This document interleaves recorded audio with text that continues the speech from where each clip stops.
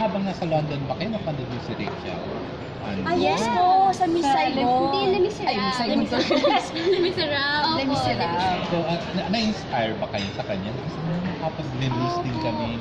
Grabe, alam niyo po yung actually nanonood kami po noon. Kakatapos na po ng stage namin sa Bangka, yung audition ko namin.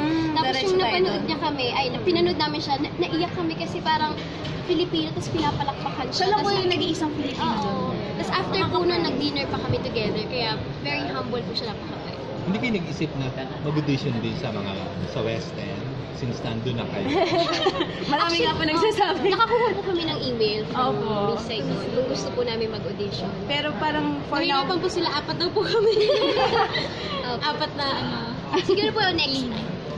for now po, siguro mag-focus po muna kami para sa mga live performances and concerts.